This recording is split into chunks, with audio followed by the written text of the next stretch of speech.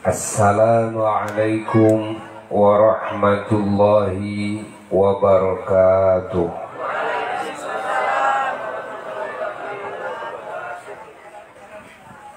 Alhamdulillah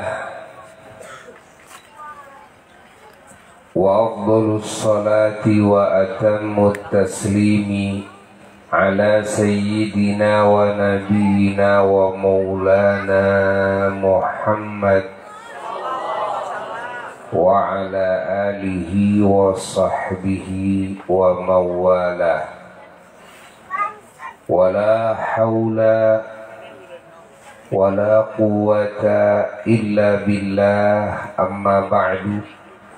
Faya ibadallah, usikum wa nafsi bitaqwallah, faqad fazal muttaqun. Hadirin hadirat rahimakumullah, juga segenap umat Islam dimanapun berada, yang semuanya melalui majelis yang mulia ini, di saat ijabah ini, semoga Allah subhanahu wa ta'ala menghujankan kasih sayangnya, menghujankan ampunannya, menghujankan barakahnya, menghujankan hidayahnya, menghujankan pertolongannya, menghujankan rezekinya, menghujankan anugerah-anugerahnya kepada kita semua dan kepada segenap umat Islam dimanapun dan kapanpun. Terima kasih banyak kepada para panitia acara yang sangat-sangat mulia ini, yaitu keluarga besar Anak Pang, yang di dalamnya banyak saudara-saudara kita, Masya Allah, yang berhijrah minad dhulumati ilan nur, berhijrah ke alam cahaya, berhijrah ke alam kesucian, berhijrah ke alam kemuliaan, berhijrah ke alam keterpujian, berhijrah ke alam kebenaran, berhijrah ke alam kewangian, berhijrah ke alam kesempurnaan, berhijrah ke alam keunggulan, berhijrah ke alam keterdepanan bersama para ulama-ulama Allah.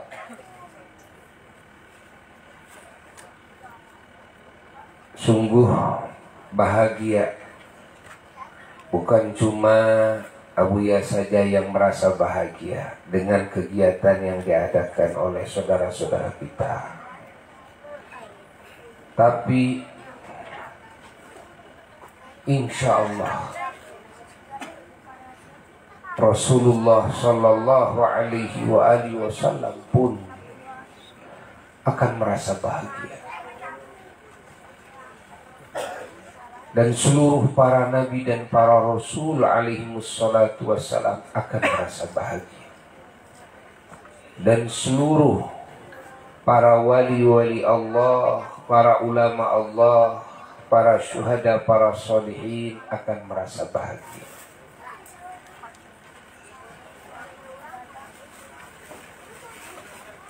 Kenapa merasa bahagia? Karena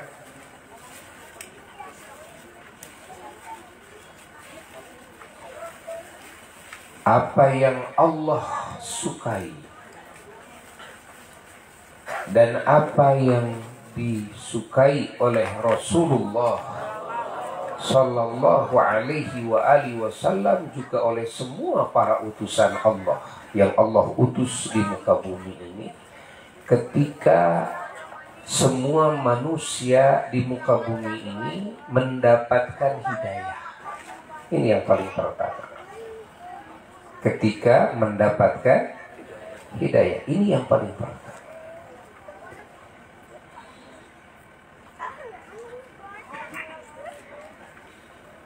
Walaupun tentu kita merasa bahagia mendapatkan warna-warni nikmat dari Allah, warna-warni anugerah dari Allah. Hidup ini pemberian Allah yang wajib disyukuri.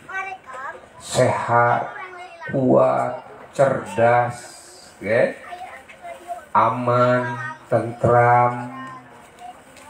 Ini adalah anugerah dari Allah yang wajib disyukuri.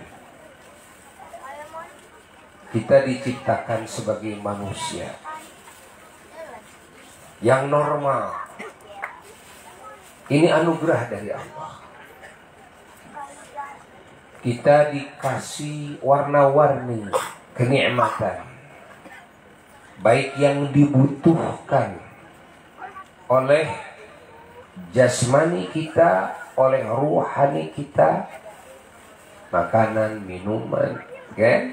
Pakaian. Ini yang dibutuhkan oleh jasmani, ruhani, dan kesehatan, ketenangan, kebahagiaan, harta, termasuk tahta, termasuk wanita juga. Dan juga yang kita senangi. Betapa banyaknya pemberian Allah yang Allah berikan kepada kita, yang kita senangi, bukan cuma kita butuhkan. Karena beda antara butuh, ya, dan antara menyenangkan. Lain. Kadang-kadang yang kita butuhkan tidak menyenangkan. Tidak masalah, yang penting kebutuhan kita terpenuhi. Oke?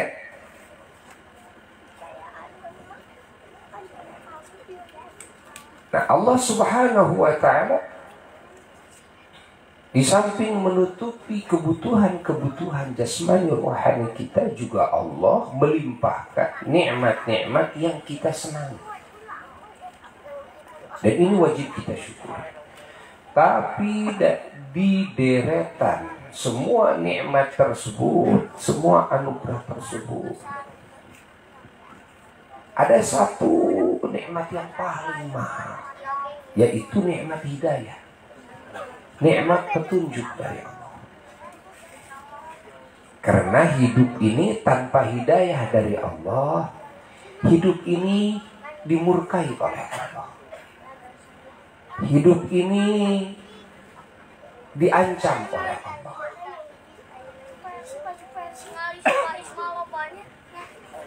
Sehat tanpa hidayah, kaya tanpa hidayah, pintar tanpa hidayah, dikasih aman, dikasih tentram, dikasih damai, tapi tanpa hidayah. Kan? Dikasih banyak harta benda, dikasih jabatan dunia yang tinggi. Ketika hidayah tidak ada di dada kita, na'udzubillah min dzalik, maka segalanya, semuanya hanya akan menjadi faktor penyebab kita menjadi ciptaan Allah yang paling dimurkai oleh Allah, yang akan disiksa oleh Allah dengan api nerakanya Allah. Na'udzubillah min dzalik. Maka dari deretan pemberian Allah, anugerah dari Allah, yang termahal adalah hidayah. Ketika selain hidayah seluruh nikmat wajib kita syukuri, maka hidayah harus lebih wajib kita syukuri. Dan salah satu bukti hidayah adalah acara pengajian, zikir, sholawat, doa, silaturahmi seperti ini yang diadakan oleh saudara-saudara kita anak PAN wilayah Banjaran. Ini sebagai bukti hidayah. Karena kalau tidak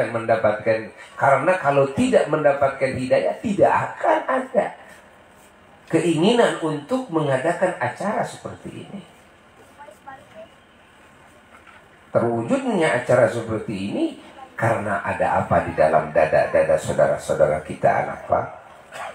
Ada hidayah.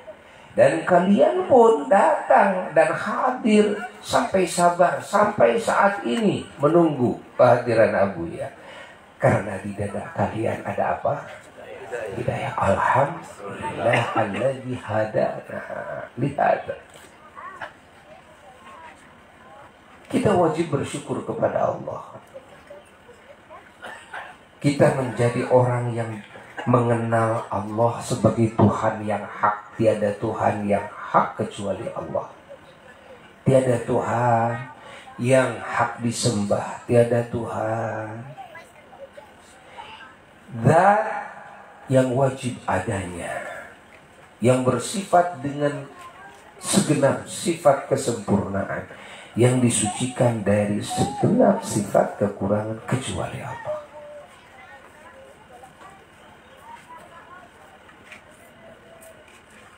Keyakinan di dalam hati kepada Allah Subhanahu wa ta'ala dan kepada baginda Nabi besar Muhammad SAW sebagai utusan Allah, dan kepada Al-Quranul Karim sebagai firman Allah yang di dalamnya petunjuk dari Allah, hidayah dari Allah.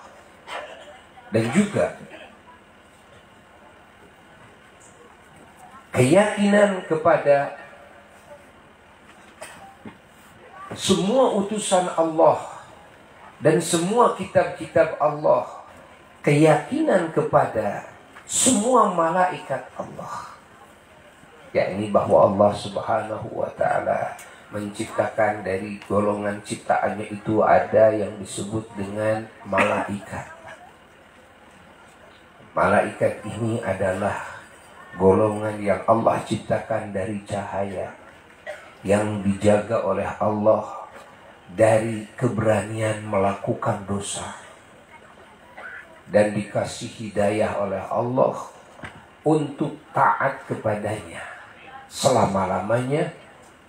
Itulah malaikat Allah, dan dikasih kemampuan oleh Allah untuk beribadah kepada Allah. Makhluk yang disucikan oleh Allah. Dari deretan malaikat ada 10 malaikat yang wajib diketahui oleh kita nama-namanya dan juga pekerjaannya, yaitu malaikat Jibril, malaikat Mikail, malaikat Israfil, malaikat Azrail, malaikat Munkar, malaikat Nakir, malaikat Raqib, malaikat Atid, malaikat Malik, malaikat Ridwan alaihi salatu wassalam. Dan di antara para utusan Allah yang menurut kaul yang masyhur ada 313 utusan Allah. Kalau para nabi-nabi Allah yang bukan utusan Allah, bukan rasul, tapi nabi. Jadi tidak setiap nabi adalah rasul, tapi setiap rasul adalah nabi. Jumlahnya semua para nabi menurut kaul yang lebih kuat ada 124.000 nabi, yang di dalamnya ada 313 para rasul. Bedanya rasul dengan nabi, kalau rasul itu diutus oleh Allah, diperintahkan harus tabligh, menyampaikan risalah, menyampaikan wahyu dari Allah, menyampaikan syariat, ajaran kepada manusia. Itu rasul. Kalau para nabi tidak diperintahkan untuk tabligh. Makanya beda, ada sifat yang wajib adanya di para rasul dan sifat yang wajib adanya di para nabi. Di para nabi itu, kalau nabi yang bukan rasul, nggak ada satu sifat yang wajibnya itu, hanya 3. Ada sidik, jujur, ada amanah, terpercaya, yakni terjaga, dari melakukan apa yang dilarang oleh Allah, hatta yang dimakruhkan sekalipun. Nah, terjaga zahirnya batinnya. Ini amanah artinya. Dan juga yang ketiga fatanah, cerdas, luar biasa. Manusia yang paling cerdas di muka bumi ini adalah para nabi dan para rasul alaihi wassalatu wassalam. Nah, cuma yang keempat tabligh. Kalau para nabi yang bukan rasul tidak ada, kan? Sifat tabligh, yakni bukan tidak ada sama sekali sifat tabligh, kan? Tapi tidak ada kewajiban di diri para nabi, kan? Tugas dari Allah harus tabligh. Nah, adapun para rasul 4, yaitu dengan tabligh. Dari 313 rasul ini ada 25 rasul yang wajib diketahui namanya, yaitu yang oleh Allah disebut namanya di dalam Al-Quran. Okay? Jadi yang disebut oleh Allah, nama-nama para rasul ini dalam Al-Quran ini yang wajib diketahui oleh kita umat Islam. Nabi Adam, Nabi Idris, Nabi Nuh alaihissalam, sampai Kanjeng Nabi Muhammad SAW. Dari yang 25 nabi ini, 25 rasul ini, ada 5 rasul yang mendapatkan pangkat tertinggi yang disebut dengan ulul azmi. Siapa pemimpinnya? Adalah Rasulullah SAW. Lalu siapa yang kedua? Kanjeng Nabi Ibrahim alaihissalatu wassalam, eyangnya Rasulullah, eyangnya Nabi Muhammad SAW. Lalu yang ketiga Kanjeng Nabi Musa alaihissalatu wassalam. Yang keempat Kanjeng Nabi Isa alaihissalatu wassalam. Yang kelima Kanjeng Nabi Nuh alaihissalatu wassalam. Ini 5 para rasul yang mendapatkan pangkat tertinggi yang disebut dengan ulul azmi. Nah,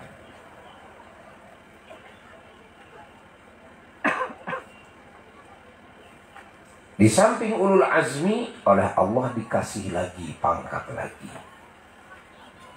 Yang tertinggi adalah pangkatnya Nabi kita sallallahu alaihi wasallam, yaitu Habibullah, kekasih Allah.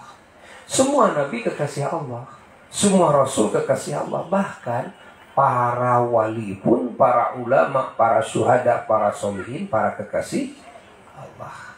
Tapi kan, Habibullah yang dipangpang pangkatnya oleh Allah, yang paling dicintai dari seantero yang dicintai oleh Allah, adalah Sayyiduna wa Maulana Muhammad. Jadi dipangpang, ditaruh, kalau seperti kan tentara atau seperti polisi, ditaruh di pakaiannya ada bintang gitu kan. Nah, terpangpang pangkat Habibullah. Kalau Nabi Ibrahim alaihissalatu wassalam pangkatnya Khalilullah. Kalau Kanjeng Nabi Musa alaihissalatu wassalam pangkatnya Kalimullah. Kalau Kanjeng Nabi Isa alaihissalam pangkatnya Ruhullah, ya, Ruhullah.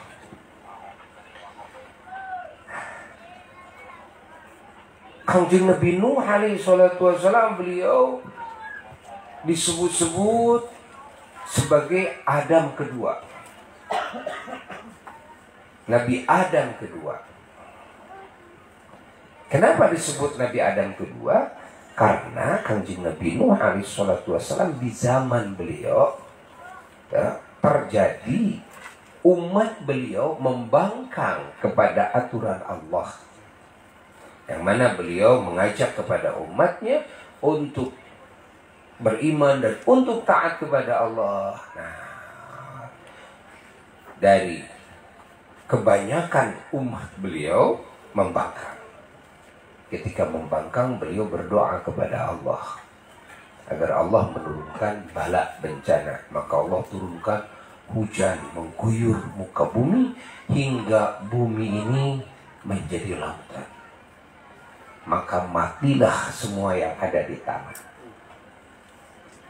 Mati semuanya kecuali yang mengikuti kanjeng Nabi Nuh alaihissalam, beriman, bertakwa, sahabat-sahabat Nabi Nuh alaihissalatu wassalam.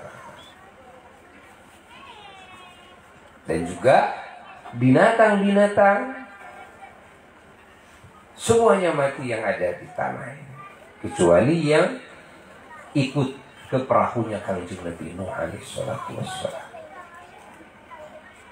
Nah, setelah surut, lalu perahu itu juga mendarat. Nah, lalu turun, setelah turun, mulailah bumi ini dihadiri lagi dengan manusia. Cuma sedikit yang ikut kepada Nabi Nuh alaihissalam. Lalu tidak lama kemudian berkembang. Manusia di zaman itu, ya, yang mana orang-orang yang pokoknya kan, adalah yang ikut kepada kanjeng Nabi Nuh alaihissalatu wassalam, yang tidak banyak saat itu. Maka Nabi Nuh punya gelar Nabi Adam kedua. Nah, ini 5 rasul ini punya pangkat ulul azmi, punya pangkat tertinggi. Sehingga ada sholawat, ya, dari para wali-wali Allah. Kita harus sering sholawat kepada baginda Rasulullah SAW dan sholawat kepada seluruh para nabi dan para rasulnya Allah. Sholawat kepada semua malaikat Allah. Nah, wabil khusus kepada para ulul azmi. Ada sholawat ulul azmi yang faidahnya, khasiatnya luar biasa. Namun dalam sholawat ulul azmi ini, ya, Nabi Adam alaihissalatu wassalam dimasukkan kepada reng-rengan, ya, yang disolawati dalam solawat tersebut. Allahumma salli ala Sayyidina Muhammad wa Sayyidina Adam wa Sayyidina Nuh wa Sayyidina Ibrahim wa Sayyidina Musa wa Sayyidina Isa wa ma bainahum minan nabiyyin wal mursalin salawatullahi wa salamuhu alaihim ajma'in. Itu solawat ulul azmi disebutnya.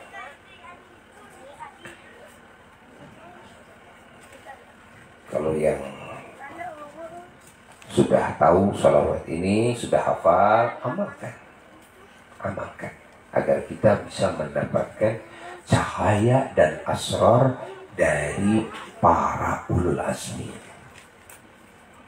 Keberkahan dari para ulul azmi ini. Orang yang mendawamkan sholawat ulul azmi, oleh Allah pangkatnya ditinggikan.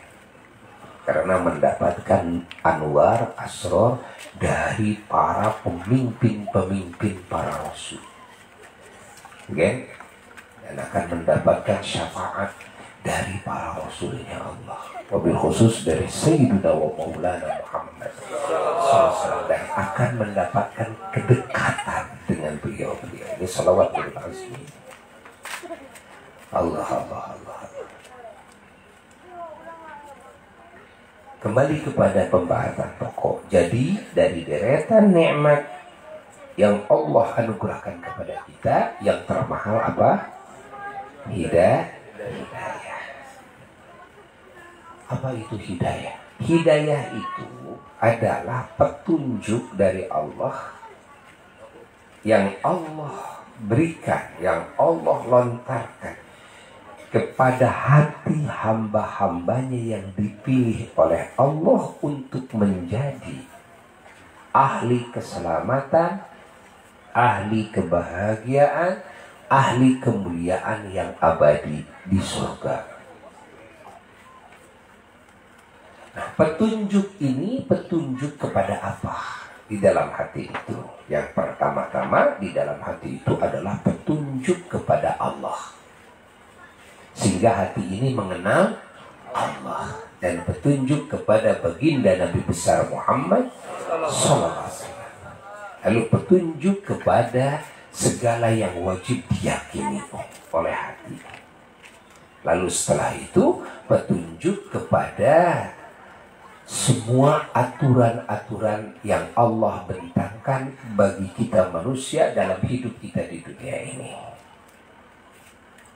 Apa yang harus kita lakukan, apa yang tidak boleh kita lakukan. Yang mana petunjuk ini maknanya siapapun yang melakukan perintah Allah dan menjauhi larangan Allah dalam hidupnya, maka dia akan mendapatkan keselamatan, kebahagiaan dan kemuliaan. Dia akan mendapatkan ketenangan.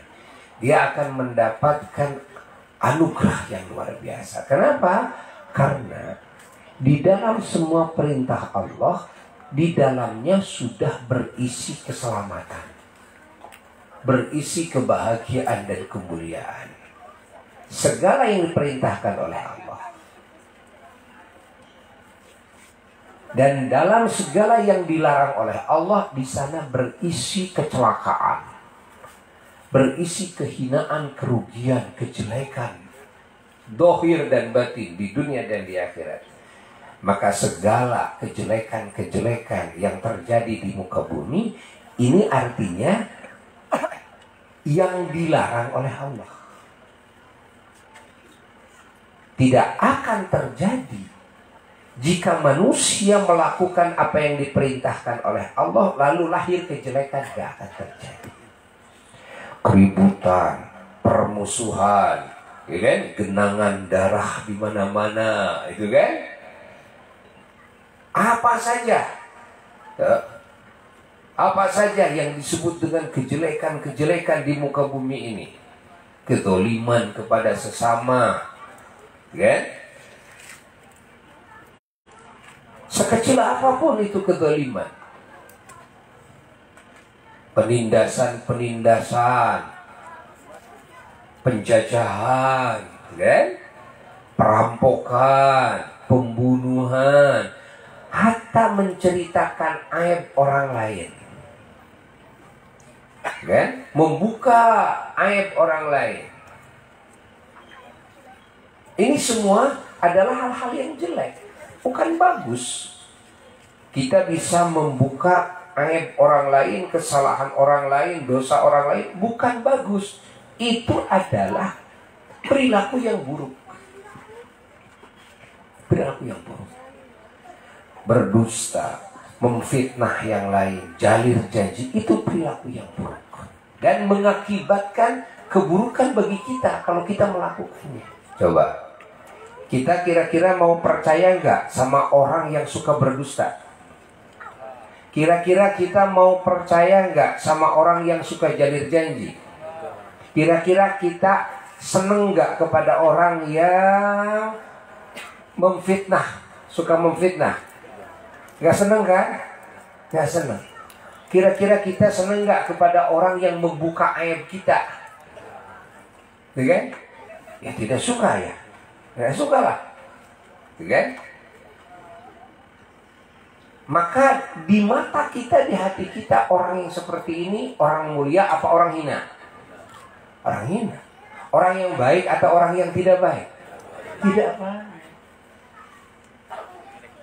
Jadi ketidakbaikan, kejelekan-kejelekan yang terjadi di muka bumi ini bukan dari ketaatan manusia kepada aturan Allah, justru karena manusia berani meninggalkan, gitu kan, apa yang Allah perintahkan dan berani melakukan apa yang Allah larang. Ketika berani meninggalkan kewajiban dan berani melakukan apa yang dilarang oleh Allah, di sana penuh dengan kecelakaan, kehinaan, kerugian, gitu kan? Tidak akan tenang hidup. Mati pun juga tidak akan tenang. Pahami oleh kita semua. Nah, hidayah itu, petunjuk dari Allah itu, setelah petunjuk kepada apa yang harus diyakini, diimani, juga petunjuk kepada hati kita, kepada aturan-aturan Allah dalam hidup. Termasuk kepada sunnah-sunnahnya Rasulullah Sallallahu Alaihi Wasallam dalam hidup. Sedikit demi sedikit. Nah, ini hidayah. Nah, proses si hidayah ini tentunya melalui ulama-ulama Allah. Kita tidak akan bisa mendapatkan petunjuk dari Allah tanpa melalui ulama-ulama Allah. Ya? Petunjuk dari Allah, tapi wasilahnya harus melalui ulama-ulama Allah, karena kita tidak akan tahu mana yang benar, mana yang salah, kan? Tanpa ajaran dari para ulama.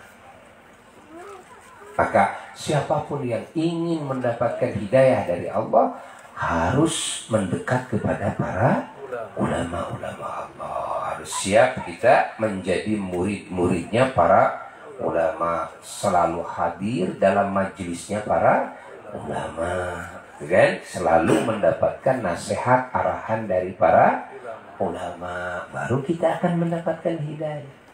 Nanti setahap demi setahap, apa yang belum kita ketahui menjadi kita ketahui. Setahap demi setahap, apa yang kan, harus diamalkan yang tadinya kita tidak mengamalkan, nah, lalu akan berubah, kan, dalam hidup kita menjadi orang yang sering beramal, bisa mengamalkan. Yang tadinya kita melakukan apa yang dilarang, kan, nah, nanti akan berangsur setiap yang dilarang, kan. Yang sering kita lakukan satu demi satu akan copot. Ya, satu demi satu akan copot, akan kita tinggalkan. Maka prosesi keberuntungan, prosesi keselamatan, kebahagiaan dan kemuliaan dari situ. Nah, kita semakin baik, semakin baik, semakin baik, semakin baik, semakin mulia, semakin mulia, semakin terpuji, semakin. Dan tidak akan bisa kita sebagai manusia biasa langsung loncat dari keburukan kita langsung menjadi manusia sempurna, manusia suci. Nggak akan bisa. Saya mau pakai sorban saja. Nggak akan bisa, karena tidak bisa dengan pakai sorban, tidak bisa dengan pakai gamis. Kadang-kadang tidak pakaian, gitu kan? Ini pakai ini bagus, tentu bagus, kan? Oh, pakaian orang-orang mulia. Kita pakai pakaiannya, tapi hanya pakaian kain saja yang kita pakai. Nah, tapi nanti akan lahir tetap perbuatan kita yang masih tercela, ucapan kita masih tercela, akhlak kita yang masih tercela akan nampak, gitu kan? Akan nampak. Karena harus setahap demi setahap, prosesi dari setahap demi setahap. Dalam pakaian, gak usah pakai jubah dulu, ya, pakaian-pakaian keulamaan jangan dulu dipakai, gitu kan? Ya biasa-biasa saja lah, pakai kopiah, pakai koko, gitu kan? Pakai sarung, umpamanya biasa-biasa saja lah, biasa-biasa saja. Nah, itu sudah bagus. Nah, apa yang harus diutamakan? Yang harus diutamakan ya, adalah satu keyakinan, ya, penanaman keyakinan kepada segala hal yang wajib diyakini. Lalu apa yang kedua adalah akhlak, etika, ya, moral, dan akhlak. Akhlak yang terpuji. Akhlak-akhlak kita yang buruk copotin. Tidak bisa sekaligus, nggak bisa, satu-satu saja. Satu-satu juga susah. Belum tentu bisa dalam 1 tahun sekali bisa copot satu sifat yang buruk. Belum bisa. Jadi mencopot sifat yang buruk yang sudah melekat dalam jiwa kita itu seperti karet. Tahu kan? Seperti karet dibenyeng, ngejepret deui. Jemeng, ngejepret deui. Seperti karet. Karena kita sudah terbiasa buruk, gitu kan? Terbiasa buruk, udah beberapa hari nanti terjerumus lagi. Karena kita sudah terbiasa menceritakan aib orang kalau duduk, ceritakan aib saudara, aib tetangga, kekurangannya, gitu kan? Kita tahan, bibir kita tahan, sudah, kita akan menguncinya. Tuh. Sehari, 2 hari, 3 hari, 4 hari, seminggu, 2 minggu, nanti keceplosan lagi. Ya kan? Ya kayak karet begitu, jepret lagi, gitu kan? Ini harus terus diperjuangkan. Walaupun kayak karet, kadang-kadang dalam 1 tahun, 2 tahun sudah selamat bibir kita, tiba-tiba keceplosan lagi, gitu kan? Itulah kita. Ini untuk membersihkan dari satu sifat yang tercela itu butuh tahunan, butuh perjuangan berat. Begitu pula untuk, kan, meresapkan sifat dan akhlak yang terpuji itu, kan, satu saja. Nah, itu butuh tahunan. Butuh tahunan. Makanya di antara kita, kan, di antara kita satu tidak boleh buruk sangka. Lalu di antara kita juga harus menyadari bahwasanya membersihkan dari sifat-sifat yang tercela itu sangatlah sulit. Dan membentuk akhlak yang terpuji pun juga satu saja sangat sulit. Sehingga satu sama lain saling menyadari. Ya. Dan dari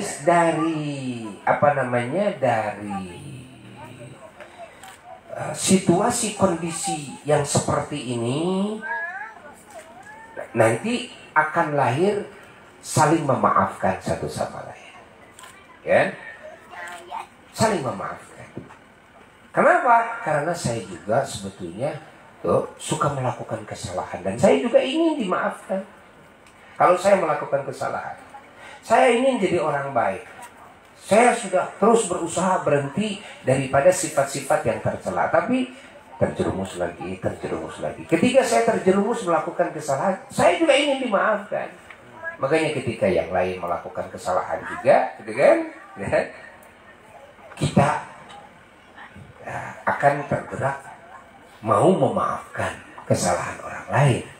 Karena kita sadar bahwa ternyata sangat sulit sekali membersihkan jiwa dari akhlak yang tercela. Dan sangat sulit sekali membentuk akhlak yang terpuji. Sementara akhlak yang tercela banyak sekali, akhlak yang terpuji banyak sekali. Entah nanti di hari kematian kita ini, apakah kita sudah lulus, ataukah juga masih banyak PR. Wallahu a'lam. Tapi kalau saya mati, ternyata di diri saya masih banyak sifat yang tercela dan masih banyak sifat yang terpuji yang belum menjadi akhlak saya, bagaimana? Disinilah kita harus banyak istighfar. Banyak apa? Istighfar. Minta maaf saja kepada Allah. Ya Allah, maafkan hamba. Ya Allah, maafkan hamba. Ya Allah, maafkan hamba. Ya Allah, maafkan. Ya, harus sering itu istighfar. Astagfirullahaladzim. Dengan bahasa kita saja, ya Allah, hapunten disimati Gusti, hapunten disimati, hapunten disimati. Gitu ku bahasa Sunda gitu. Sah istighfar ku bahasa Sunda, sah saja. Sah saja. Dengan bahasa kita menangis kepada Allah. Dan kita harus sering berdoa kepada Allah, meminta hidayah dan kekuatan dari Allah untuk bisa melaksanakan hidayah tersebut. Karena kekuatan dari Allah, la haula wala quwata illa billah, kekuatan itu dari Allah. Kita sekarang bisa hadir dalam majelis ilmu, majelis zikir sampai saat ini, kuat kita dari siapa kekuatan ini? Dari Allah. Minta kepada Allah, minta kepada Allah agar dikasih hidayah dan agar disempurnakan hidayahnya, disempurnakan taufiknya, disempurnakan kekuatannya ya, dari Allah. Nah, dengan hidayah dan taufik yang tidak mengurang lagi dan tidak copot lagi ya, sampai menghadap Allah. Minta kepada Allah Ta'ala. Dan salah satu cara supaya hidayah ini tetap hadir, harus sering bertemu dengan ulama, harus sering bergaul dengan orang-orang soleh, dan meninggalkan pergaulan dengan orang-orang yang salah. Kan kita ingin pindah dari habitat yang salah kepada habitat yang soleh. Nggak akan bisa kalau tidak pindah habitatnya, nggak akan bisa. Kalau kita mau memindahkan ikan yang ada di laut ke air tawar, nah ini kan prosesnya lama. Kalau sekaligus langsung masukkan ke air tawar, mati. Wah, mati. Walaupun ikan yang paling gagah sekalipun, hiu, ya kan? Coba pindahkan dari laut ke kolam kita, mati ke air tawar. Mati tidak lama, hitungan menit saja bisa mati itu kan. Nah, tapi bisakah dengan ikan yang ada di laut dipindahkan pada kehidupan di dalam air tawar? Bisa saja. Caranya, prosesnya lama. Harus setahap demi setahap dipindah-pindahkan. Kadar garamnya dikurangi sedikit demi sedikit. Nanti sudah kuat, sudah biasa, kurangi lagi, kurangi lagi, kurangi lagi, sampai kepada air yang tidak ada garamnya. Banyak ikan-ikan laut sekarang yang menjadi dengan ikan tawar. Ya, banyak. Nah, begitu pula kita ingin pindah, gitu kan, dari alam kegelapan ke alam cahaya, ingin pindah dari lingkungan ke lingkungan, sifat-sifat yang kotor, yang jelek, gitu kan, kepada lingkungan yang bagus. Ini harus setahap demi setahap. Caranya kita harus banyak teman-teman yang soleh agar selalu mengajak kita kepada kebaikan, agar selalu mengingatkan kita, minimal mendoakan kita.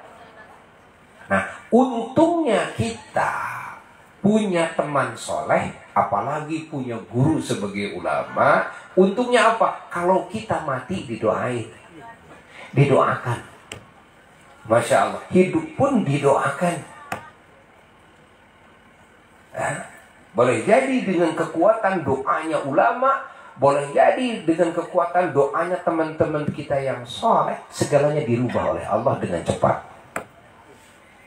Dari tidak baik menjadi baik, gitu kan? Mungkin doa kita kan tidak dikabul, sulit dikabul. Mungkin perjuangan kita sulit untuk berhasil.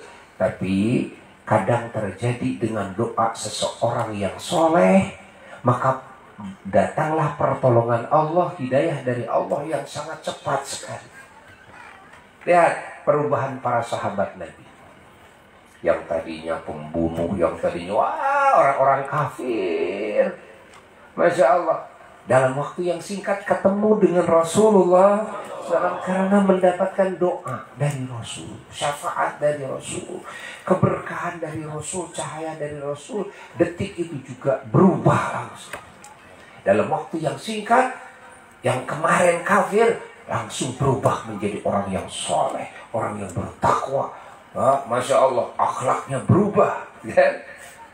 Masya Allah. Kemarin akhlaknya akhlak yang busuk, bejat semuanya. Begitu bertemu dengan Rasulullah SAW, mengucapkan 2 kalimat syahadat, Masya Allah, di hadapan Nabi, dalam waktu yang sangat singkat berubah. Semua akhlak-akhlak yang buruknya hilang. Nah, itu dengan kekuatan doa, cahaya, kan? Syafaatnya Rasulullah. Di sini perlunya kita punya guru ulama, apalagi ulama yang barokahnya jelas, ulama yang doanya mustajab, kan? Karena nanti bukan kekuatan kita, kan? Bukan doa kita, bukan gitu, yang bisa merubah kita dengan cepat itu, tapi barokahnya ulama, doanya ulama. Paham? Sekali lagi, yang paling mahal itu apa? Hidayah. Maka harus sering kita mensyukuri hidayah. Dikit-dikit alhamdulillah, alhamdulillah, alhamdulillah. Nuhun Gusti, nuhun Gusti. Tas masihan pituduh ka abdi, tas masihan kakiatan ka abdi. Masya Allah, kan? Nuhun Gusti, hati abdi diimankan ku Gusti, ka Gusti, diimankan ku Gusti, ka Rasul Gusti, diimankan ku Gusti. Karena segala anu wajib diimani. Nuhun Gusti, abdi ditepangkeun sareng ulama, ditepangkeun sareng jami-jami nu saleh. Nuhun Gusti, abdi dihidayahan kana bener, walaupun teu acan sampurna. Nuhun Gusti, abdi dipasihan kakiatan sholat, kakiatan saum, kakiatan abdi hadir di majelis ilmu, kakiatan ngalakonan parentah Gusti, kakiatan lebihan narangasi, walaupun masih seueur tijalik sareng ti soledad. Mugi Gusti ngapunten sagala kalepatan kaluputan abdi. Kitu gawe teh ka Gusti. Pahami ku urang sadayana. Siapa yang banyak memuji kepada Allah, yang bersyukur kepada Allah, maka nikmat yang sudah Allah berikan akan ditambah-tambah. Ini janji Allah.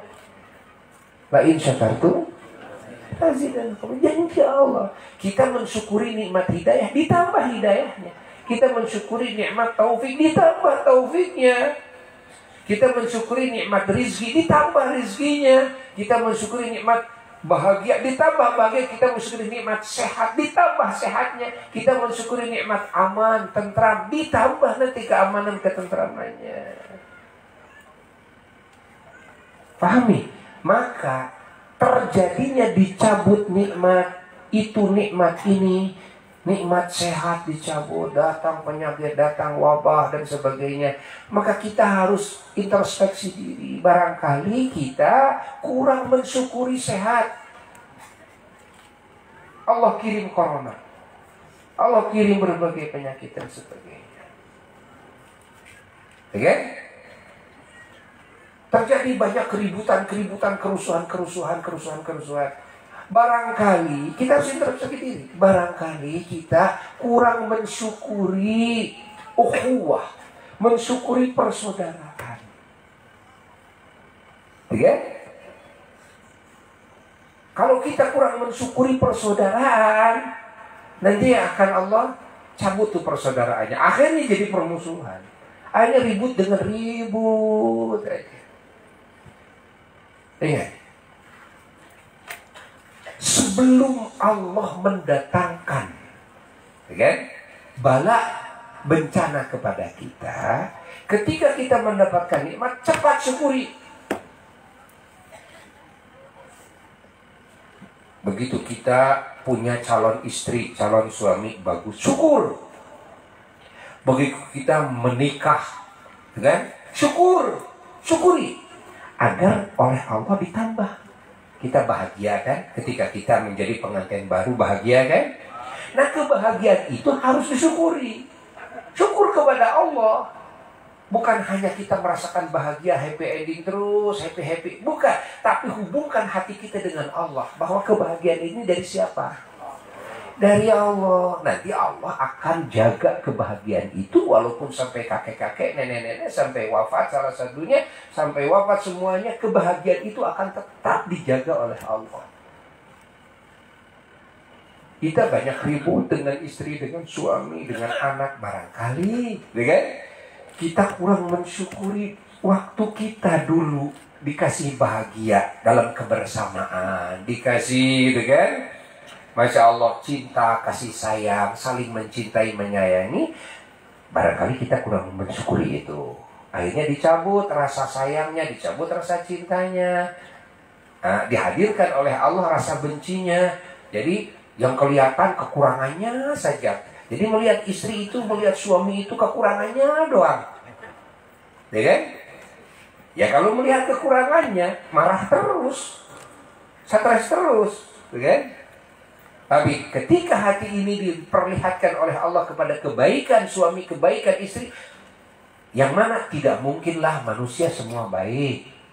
Tidak mungkin manusia semuanya baik, tidak mungkin suami istri baik. Tapi karena hati kita menatapnya kepada kebaikannya, senang hati kita ini. Tenang, padahal kekurangannya banyak. Tapi karena hati kita melihat kebaikannya, kekurangannya semuanya jadi ma'fu. Apa ma'fu? Semua dimaafkan oleh hati kita. Dimaafkan.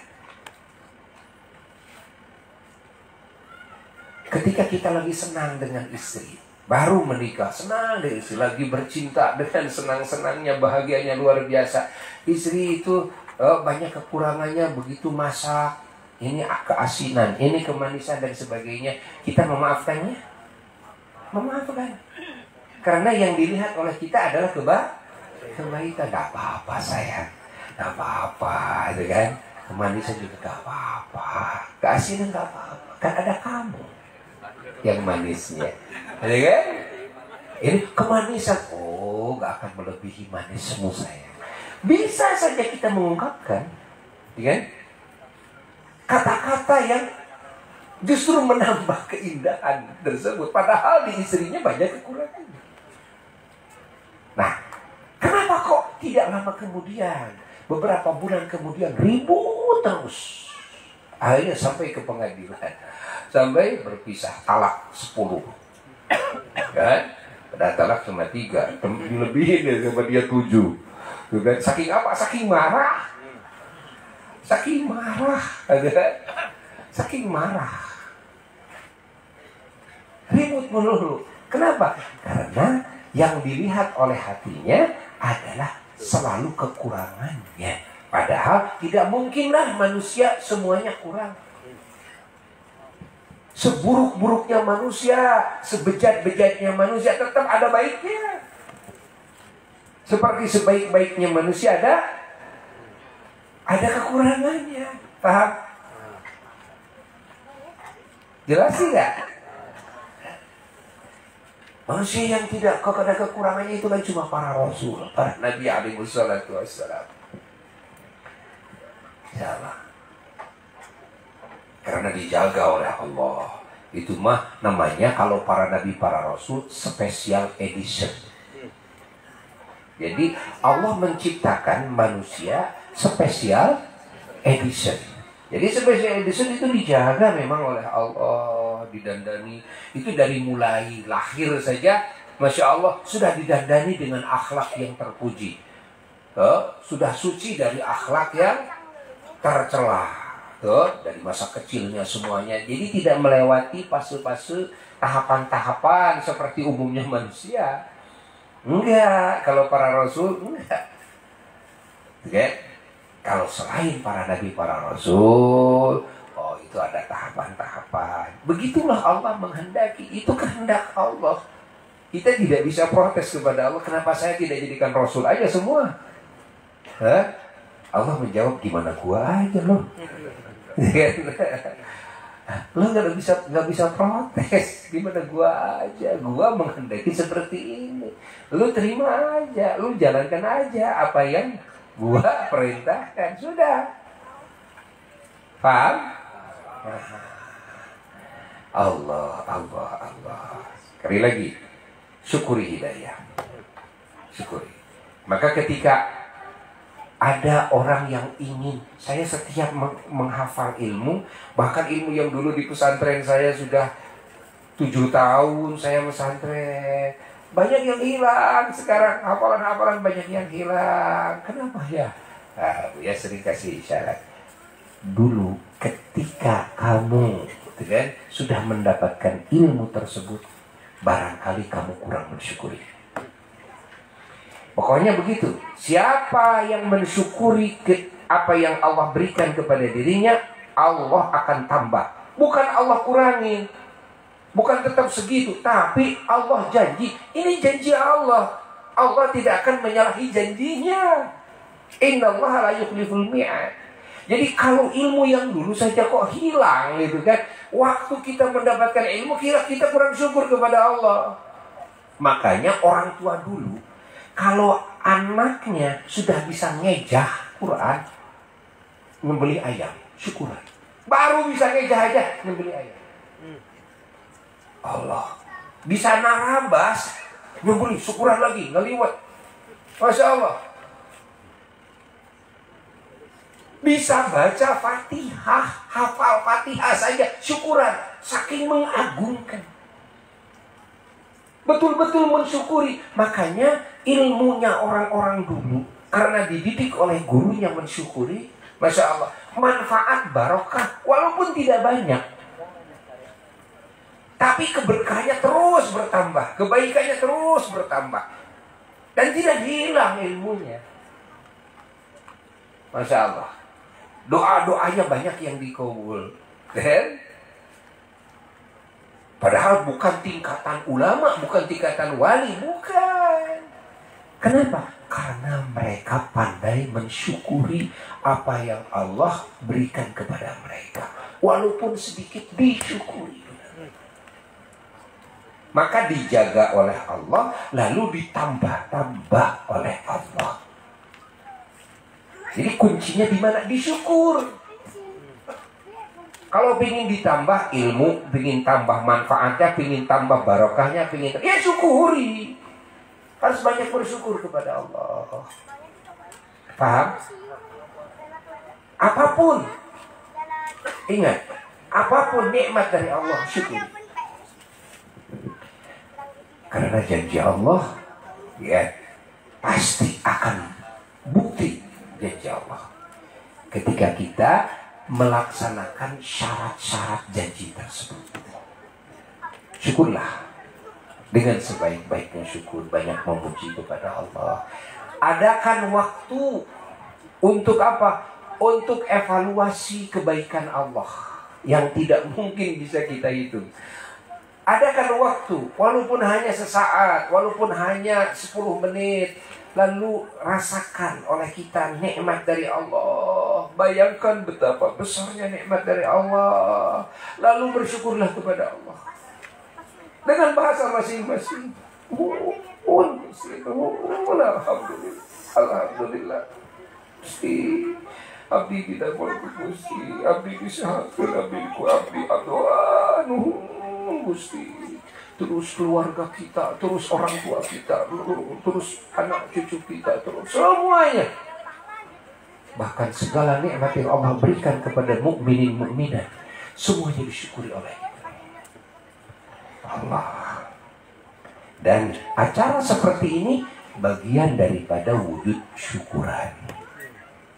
Alhamdulillah, mudah-mudahan Allah Ta'ala menambah-nambah karunia-Nya ya, kepada keluarga besar Pang ya, dan kepada kita semuanya, dan kepada semua muslimin muslimat. Dan doakan juga Buya agar Buya bisa selalu hadir. Baru saja jadwal yang pertama Buya nggak bisa hadir karena tadi masih belum kuat. Menunggu sampai kuat, menunggu dulu sampai kuat, baru nelpon ke Opik gitu. Jadwal yang pertama udah beres, sudah ditutup. Nah, alhamdulillah kemarin gue ingin hadir, sudah mempersiapkan diri, tapi ternyata tidak kuat. Ya, akhirnya tidak bisa berangkat. Padahal sudah siap. Ya sudah ada di Cibaduy, sudah siap dekat ke sana ke Situangi. Tapi mohon maaf ya, Buya tidak bisa hadir. Banyak jadwal di mana Buya tidak bisa hadir. Dan Buya amanatkan kepada semuanya ya. Ada yang Buya amanatkan 2 hal. Apa? 1, jangan terprovokasi ya dengan berita-berita dari pihak manapun. Sekarang lagi panas-panasnya ya. Jangan menjelekkan siapapun, jangan suudzon kepada siapapun. Kita tidak tahu urusan nanti salah dan benar kan urusannya pengadilan, bukan kita. Urusannya mana? Pengadilan. Ya nanti saja urusan pengadilan ya. Nah, tapi Buya mengajak kepada semuanya fokus kepada pembenahan diri kita masing-masing. Ya. Logikanya enteng. Apa? Saya saja masih banyak kekurangannya yang harus saya benahi. Saya saja masih banyak dosa yang harus saya mintakan ampunan, yang harus saya tobat. Saya saja masih kosong daripada ilmu, daripada amal yang harus saya penuhi. Saya akan salah kalau saya mau melirik kekurangan si A dan si B, mau melirik keributan-keributan si A dan si B dan sebagainya. Andai kata ada yang mengatakan, oh kalau gitu kamu tidak berjuang, mendukung perjuangan yang lagi berjuang di jalan Allah. Bukankah apa yang saya perjuangkan ini adalah berjuang di jalan Allah? Saya ingin menjadi orang soleh. Saya datang ke ulama, saya mengadakan pengajian. Bukankah ini perjuangan di jalan Allah? Kan? Oh kamu tidak amar ma'ruf nahi munkar. Bukankah dan amar ma'ruf nahi munkar pertama-tama yang harus kita terapkan kepada diri saya. Lalu saya juga berjuang untuk keluarga saya dan mengadakan acara seperti ini. Bukankah ini bagian daripada amar ma'ruf nahi munkar? Namun caranya seperti ini saya mah gitu. Ini cara siapa? Cara saya. Amar ma'ruf nahi munkar cara saya begini. Kalau Anda punya cara lain silakan, itu urusan Anda. Ini cara siapa? Cara saya. Ya. Cara saya adalah ketika saya mendapatkan umpamanya kezaliman dari yang lain, saya sabar dan saya memaafkan. Itu cara saya. Ketika kan saya berhubungan dengan siapapun, saya menutup mata, menutup telinga, menutup mulut, menutup hati saya untuk mengetahui kekurangan yang lain, apalagi sampai menceritakan, mengungkap kekurangan orang lain. Ini cara saya. Cara saya berusaha, saya membersihkan diri saya. Karena yang akan mati saya. Yang akan mati saya. Malah kalau maut sudah di hadapan mata. Kalau saya mati, kalian tidak akan bisa menyelamatkan saya. Yang banyak dosanya saya, yang kurang amal dan kurang ilmunya saya, Anda tidak akan bisa menyelamatkan saya. Nah saya ini lagi berjuang mendekati ulama, saya lagi berjuang sampai saya mengadakan acara seperti ini. Ini berjuang di jalan siapa? Di jalan Allah. Cuma yang Anda perjuangkan titiknya itu, yang saya perjuangkan titiknya ini. Cara Anda amar ma'ruf nahi munkarnya begitu, cara saya amar ma'ruf nahi munkarnya begini. Paham tidak? Saya tidak buruk sangka kepada kalian dan saya tetap mendoakan. Bukan cuma berdoa untuk saya saja, tapi untuk semua muslimin muslimat, bahkan yang non muslim pun saya doakan agar mendapatkan hidayah dari Allah semuanya. Dan saya tidak bisa mengetahui secara pasti, kan? Permasalahan yang ada ini yang benar siapa? Secara pastinya saya tidak tahu. Cuma kan karena pengakuan, menurut pengakuan ini saya yang benar. Menurut pengakuan ini saya yang benar. Menurut pengakuan ini si itu yang salah. Menurut pengakuan si itu yang salah dan sebagainya. Dan itu bukan ranah saya. Bukan ranah saya. Ya. Saya berdoa agar semuanya mendapatkan hidayah. Saya berdoa agar semuanya akur. Saya berdoa agar bangsa ini semuanya tenang. Dan saya berdoa agar pemerintah semuanya bisa menjalankan tugasnya dengan baik bagi kemaslahatan dunia rakyatnya dan agama rakyatnya dan akhirat rakyatnya. Ini tugas saya. Dan ini cara saya begini. Dan cara saya adalah merangkul semuanya. Ini cara saya. Karena saya tidak mau punya musuh siapapun. Tidak mau. Oke? Ini cara saya. Saya merangkul ulama, saya merangkul habaib, saya merangkul orang awam, saya merangkul orang-orang yang dianggap oleh orang lain bahwa itu adalah sampah, bahwa itu adalah orang-orang yang keji dan sebagainya. Tetap saya harus rangkul. Tetap harus saya sayangi, tetap harus saya doakan, tetap harus saya selamatkan. Inilah cara berjuang di jalan Allah, cara saya. Ini cara saya. Saya rangkul para pemerintah, dengan saya harus rangkul semua pemerintahan. Karena diwajibkan di dalam Islam taat kepada pemerintah. Dan selama tidak menyalahi aturan Allah. Kalaupun ada yang menyalahi aturan Allah, maka dengan cara yang terbaik, dengan saya akan tetap amar ma'ruf nahi munkar dengan cara yang terbaik. Dengan aturan yang berlaku.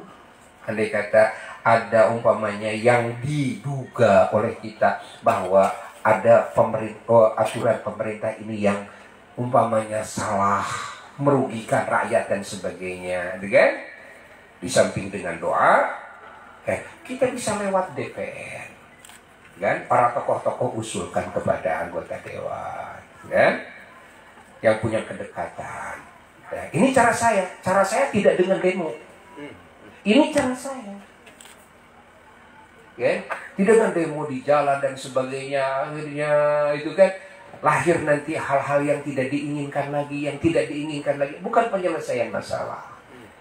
Yang menentukan aturan kan orang dewan. Kan? Coba kalau tokoh-tokohnya, kan? Lalu mendapatkan permohonan dan tanda tangan dari berbagai pihak. Seorang saja yang datang, seorang saja, nggak usah banyak-banyak datang ke DPR, ya, menyampaikan, ya, amanat rakyat, begini, silakan dikasih, ya, dengan cara yang baik, tidak dengan memakai maki-makian, tidak dengan memakai hinaan dan sebagainya. Nah. Dan ketika ada di antara pemerintah umpamanya yang salah, ingat jangan dianggap semua salah. Enggak. Kan? Pak Lurah salah, Pak RW salah. Ya RW yang mana? Lurah yang mana? Dalam poin apa? Tidak semuanya juga salah. Kan semua manusia namanya manusia, kan? Ya wajar saja punya kesalahan. Oh polisi ada yang melakukan kesalahan, tapi polisi yang mana? Tidak semua polisi, ya. Andai kata iya melakukan kesalahan, lalu dengan cara apa yang terbaik, gitu kan? Salah satunya adalah doa. Ingat, salah satunya adalah doa, kekuatan doa. Semuanya berdoa agar kita semua mendapatkan hidayah. Ingat, jangan minta hidayah bagi orang yang lain. Sementara kita lupa kepada diri kita sendiri, seolah kita sudah dijamin mendapatkan hidayah. Belum tentu. Barangkali kita banyak keluar daripada hidayah, kan? Sementara kita minta kepada Allah berikan hidayah kepada yang lain, si A, si B dan sebagainya. Kita lupa kepada diri kita. Enggak. Yang harus didahulukan minta hidayah untuk kita, selanjutnya untuk yang lain. Paham? Nah, jelas tidak? Sekali lagi, bahwa acara pengajian ini bagian dari berjuang di jalan Allah. Jihad fi sabilillah. Ini jihad fi sabilillah, cuma cara siapa? Cara saya. Coba dengan adanya pengajian oleh anak-anak pang, berapa ribu coba sekarang yang hadir? Terus yang melalui YouTube, yang melalui FB, gitu kan? Masya Allah, streaming. Ini bisa lebih banyak yang mendengarkan di Indonesia, di luar negeri dan sebagainya, yang ikut mendengarkan Asy-Syifa ini. Yang sekarang mendengarkannya, yang siaran ulang mendengarkannya, kan? Padahal yang berjuangnya siapa? Yang berjuangnya saudara-saudara kita, anak-anak Pangli Banjaran ini. Tapi kebaikannya bisa terus menerus loh. Kebaikannya bisa terus menerus. Masya Allah. Ini adalah jihad fi sabilillah. Cuma cara siapa? Cara saya. Berjuang di jalan Allah. Kan? Saya tidak suudzon kepada yang lain. Dan saya mendoakan siapapun yang berjuang di jalan Allah. Kan? Paham? Saya akan tetap terus membangun ukhuwah persaudaraan dengan seluruh umat manusia, bukan cuma dengan muslim saja. Dengan muslim sudah jelas, kan? Tapi dengan non muslim pun saya tetap akan membangun persaudaraan. Bukan cuma sebangsa setanah air saja, tapi di muka bumi ini saya tetap akan membangun ukhuwah persaudaraan. Namanya ukhuwah insaniyah, persaudaraan kemanusiaan. Bahkan ukhuwah khalqiyah. Ukhuwah khalqiyah, yakni ukhuwah makhlukiyah, persaudaraan sesama makhluk Allah. Dengan kucing saja saudara, ya kan? Coba banyak yang bersaudara dengan ular, banyak yang bersaudara dengan macan, dengan singa. Akhirnya akur, dengan singa agak akur. Ini dengan sesama muslim tidak akur, dengan sesama manusia tidak akur, dengan yang sebangsa tidak akur loh. Okay? Menganggapnya yang beda pendapat dengan saya adalah musuh. Okay? Dianggapnya musuh. Alhamdulillah, hati-hati. Ini wasiat gue yang pertama, jangan terprovokasi. Tapi harus baik dengan semua pihak. Harus terus membangun ukhuwah. Yang kesatu nih. Yang kedua, Buya beramanat kepada semua jamaah dan semuanya, umat Islam dan semuanya. Coba taat aturan pemerintah yang berlaku. Taat aturan pemerintah demi kemaslahatan, demi keamanan. Ya.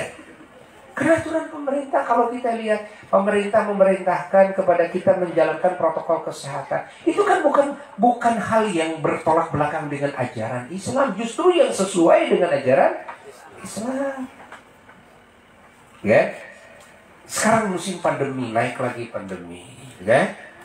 Nah, tidak dilarang ngaji, tidak dilarang maulid, tidak, pemerintah tidak melarang, nah, tapi kita ditegaskan, diharuskan, diperintahkan menjalankan apa?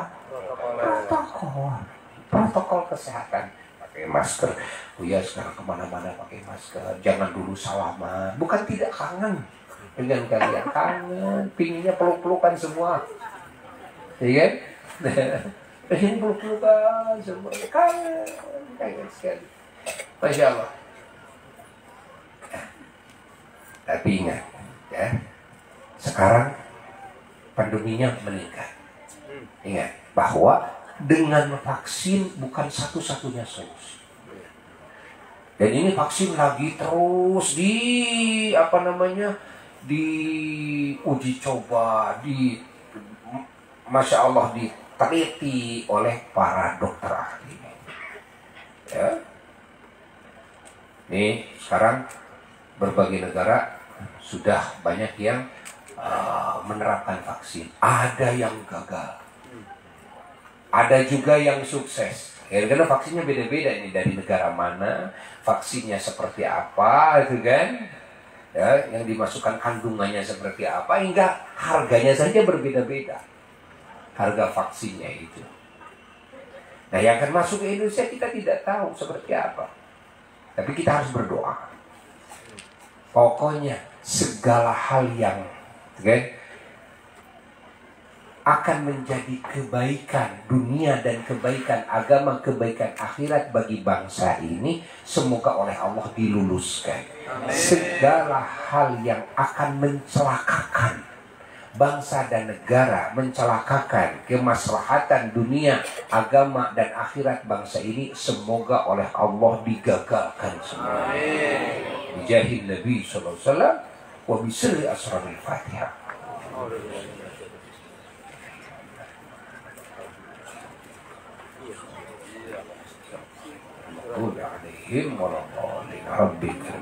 Sekian yang bisa Buya sampaikan. Mohon maaf dari segala kekurangan. Buya sekarang mau naik mobil ya, jangan ada yang salaman ya. Wassalamualaikum warahmatullahi wabarakatuh.